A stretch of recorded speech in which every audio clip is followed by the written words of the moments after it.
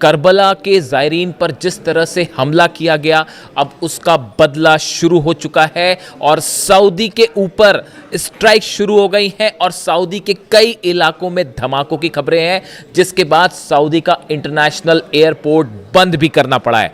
देखिए, कई एक्सपर्ट्स ये राय जाहिर कर रहे हैं कि अगले 24 से 48 घंटे के अंदर सऊदी में एक बार फिर बड़ी स्ट्राइक हो सकती है। देखिए, पहले हम इस खबर को समझेंगे।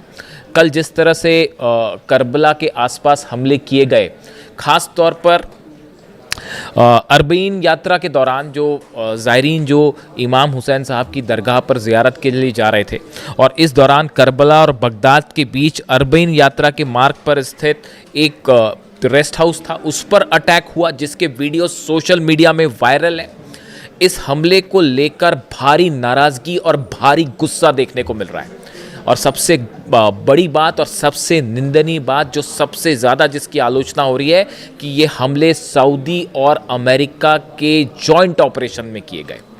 देखिए, सऊदी और अमेरिका की तरफ से इराक में जो हमले किए गए, उसमें मुख्य रूप से जो है वो पॉपुलर मोबिलाइजेशन फोर्सेस यानी पीएमएफ को टारगेट किया गया था और करीब 7 अलग अलग लोकेशंस थी जहां पर ये हमले किए गए। उसमें से एक हमला करबला जा रहे ज़ायरीन के ऊपर हुआ, करबला जा रहे यात्रियों के ऊपर हुआ और बताया जा रहा है कि इस हमले में कई यात्री घायल भी हुए। 20 लड़ाके पीएमएफ के जो हैं वो मारे गए हैं इसमें और 4 बताया जा रहा है कि ईरान के एडवाइज़र्स जो हैं वो भी शहीद हुए हैं, जिसको लेकर अब ये देखिए, करबला के ज़ायरीन पर हमला होना और ख़ास तौर पर अरबीन यात्रा के दौरान हमला होना। आज के ज़माने में जब भी कोई भी एयर स्ट्राइक होती है तो उसमें आपको हर चीज़ की जानकारी होती है कि आप कहाँ हमला करने जा रहे हैं, आप किस पर अटैक कर रहे हैं। क्या ये हमला जानबूझ के करबला के ज़ायरीन पर किया गया, जो वहाँ पर जो है ज़ियारत के लिए जा रहे हैं, इमाम हुसैन की दरगाह पर जा रहे हैं? क्या जानबूझकर उन पर हमला किया गया? क्या सऊदी के फाइटर जेट्स को ये बात नहीं पता थी कि यहाँ पर जो है करबला जा रहे ज़ियारत करने जाने वाले यहाँ पे ज़ायरीन जो है वो इसमें शामिल है? तो फिर स्ट्राइक क्यों हुई? अमेरिका को मान लेते हैं, अमेरिका को नहीं पता था। अमेरिका को हालांकि काफ़ी कुछ जानकारी होती है। अभी जो आज सुबह ईरान पर हमले हुए हैं, उस पर एक घर में हमले हुए हैं, उसमें 3 शव मिले हैं, एक माता पिता के और एक 2 साल के बच्चे को उसके रबल से बाहर निकाला गया है। तो जानकारी तो बहुत कुछ, जानकारी तो शायद उस मिनाब के स्कूल की भी थी जहां 168 बच्चियों को शहीद कर दिया गया।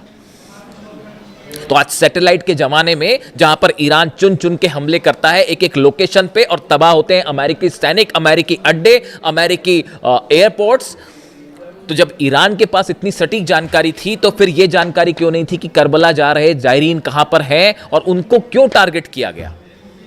और वो भी इस ऑपरेशन में सऊदी के फाइटर जेट शामिल थे, अमेरिका के फाइटर जेट शामिल थे।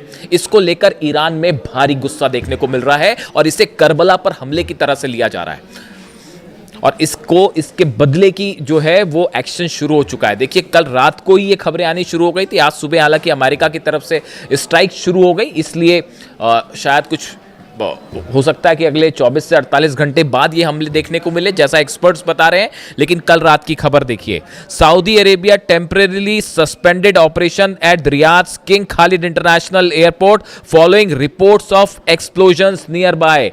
सऊदी में रियाद का जो किंग खालिद इंटरनेशनल एयरपोर्ट है उसके आसपास धमाके हुए। जो खबरें आ रही हैं उसके मुताबिक वहां पर धमाके हुए, जिसके बाद एयरपोर्ट को बंद कर दिया गया। The runway closure disturbs flights forcing some aircrafts into holding patterns while officials give no reasons. इसका वजह नहीं बताई गई, लेकिन वहां पर सभी उड़ानें रोक दी गई।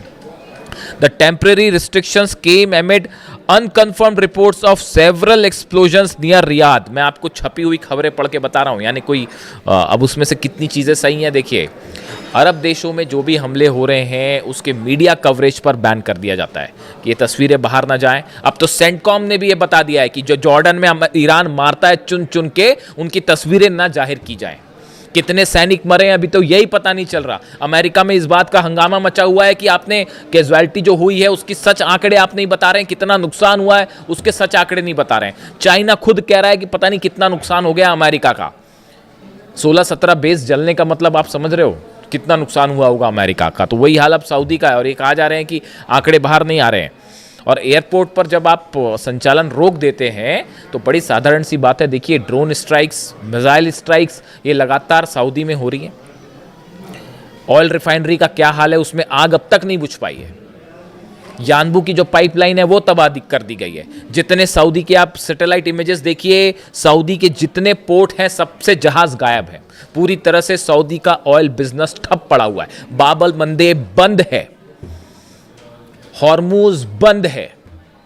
इसका बड़ा नुकसान यूएई को भी होगा और सऊदी को भी होगा। और इन हालात में बीच में ये जो करबला के ज़ायरीन पर हमला हुआ, इसने आग में घी का काम कर दिया है। अभी तक ये मामला हूती और सऊदी के बीच चल रहा था। देखिए ये हमले की शुरुआत कैसे हुई। ईरान का एक प्लेन जो कि सना इंटरनेशनल एयरपोर्ट पर उतर रहा था, उस पर ये बोल के हमले किए गए कि उस पर हथियार है। ये प्रोवोकेशन था। जो एक्सपर्ट्स बताते हैं ये डोनाल्ड ट्रंप और अमेरिका की सलाह पर सऊदी की तरफ से हमले किए गए थे हूतीस पर। और कोशिश ये थी, इस प्लॉट को शायद सऊदी समझ नहीं पाया, ऐसा कई एक्सपर्ट्स की राय कि सऊदी इस प्लॉट को समझ नहीं पाया और वो जंग में एंटर कर गया।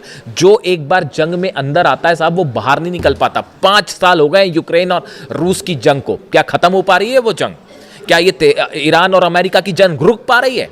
ट्रंप को बाहर निकलने का रास्ता नहीं मिल पा रहा। अमेरिका में इस बात की चर्चाएं हो रही हैं। आप सीनेटर्स के बयान देखिए, मैं नहीं कह रहा, सीनेटर्स के बयान देखिए, कांग्रेसमैन के बयान देखिए, वो कह रहे हैं कि डोनाल्ड ट्रंप को इस जंग से इज्जत के साथ बाहर निकलने का मौका नहीं मिल पा रहा। तो ईरान ने वो ठोक रखा है।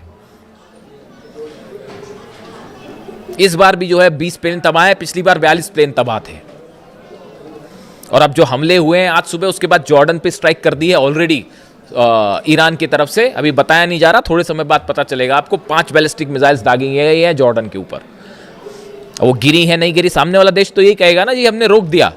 तो अगर मिसाइल रोक दी थी तो जॉर्डन में कैसे मारे गए अमेरिकी सैनिक, कैसे बेसेस जल गए? एक एक इंफॉर्मेशन है, कहां रडार तबाह हुआ है, कहां पर हैंगर तबाह हुआ है, कहां पे रनवे तबाह हुआ है, कहां पे सैनिकों के जो बैरक्स थे वो तबाह हुए हैं, एक एक जानकारी है।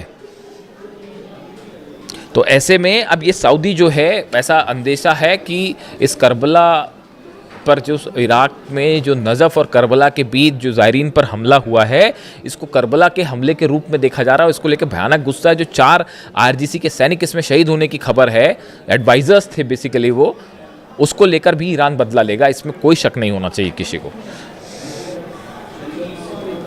Several videos circulating on social media appears to show a massive grey cloud of smoke rising into the sky reportedly following the explosions। ये रियाद की बात हो रही है। रियाद के आसमान में कई जगह पर जो है वो धुआं देखा गया और इस तरह की खबरें कि धमाके के बाद का धुआं था जो स्ट्राइक्स की गई थी। यानी ये जो करबला पर जो हमले थे, जिस तरह से हमले हुए इराक में, इसका आफ्टर इफेक्ट सब शुरू हो गया और ये जल्दी रुकने वाला नहीं है। ये जल्दी रुकने वाला नहीं है। आप जल्दी ही बड़ा अटैक देख सकते हैं, जो हालात समझ में आ रही है। अब चाहे ये जो ज़ायरीन जो है, जो कि जा रहे थे वहाँ पर इमाम हुसैन साहब की दरगाह पे, उनका क्या कहना है? तमाम खतरों और तनाव के बावजूद इमाम हुसैन की ज़ियारत के लिए जा रहे श्रद्धालुओं के हौसले बुलंद हैं, वो लगातार करबला की ओर आगे बढ़ रहे हैं। इमाम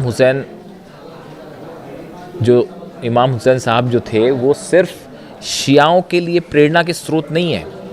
वो शिया हो, चाहे सुन्नी हो, चाहे हिंदू हो, चाहे मुसलमान हो, चाहे सिख हो, चाहे ईसाई हो, सबके लिए प्रेरणा के स्रोत हैं वो इमाम हुसैन साहब। जिस तरह से उन्होंने यजीद के खिलाफ लड़ाई की, वो सच्चाई और बुराई के बीच लड़ाई थी। उन्होंने ये बात सिखाई है ह्यूमैनिटी को कि अगर कहीं अन्याय हो रहा है, अत्याचार हो रहा है, तो कैसे उसके खिलाफ आवाज़ उठाई जाए। उन्हीं के रास्ते पर अली खामेनी साहब हमेशा से चले और यही वजह है कि आज ईरान को दुनिया की सबसे बड़ी फोर्स होने का दावा करने वाला अमेरिका और इजराइल मिल के नहीं हरा पा रहे। देखिए 5 महीने से क्या हाल हो रखा है। इसकी वजह है इमाम हुसैन के सिद्धांत और अली खामेनी साहब का उनके रास्ते पर आगे बढ़ना। IRGC भी उन्हीं के रास्ते पर आगे बढ़ रही है। आप तकनीक ले आइए बड़ी सारी हमला करने की, ये मिसाइल वो मिसाइल, ये जहाज वो जहाज और ये सैटेलाइट सब ले आइए, लड़ने का हौसला कहाँ से ले आओगे आप?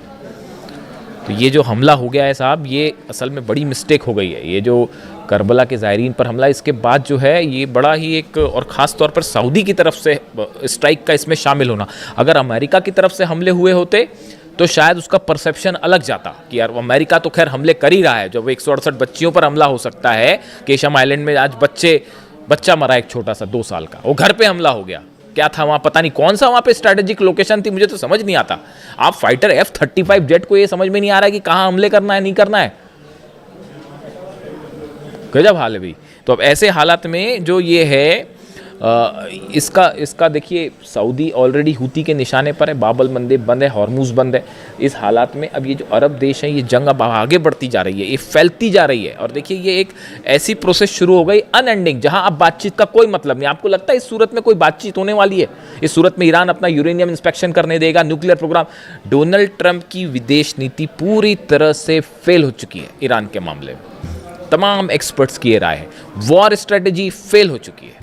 अब यहां से आगे क्या होगा बताओ, आप क्या किया जाए यहां से आगे? आप हमला करेंगे, फिर ये हमला करेंगे, फिर वो हमला करेंगे, फिर ये हमला करेंगे।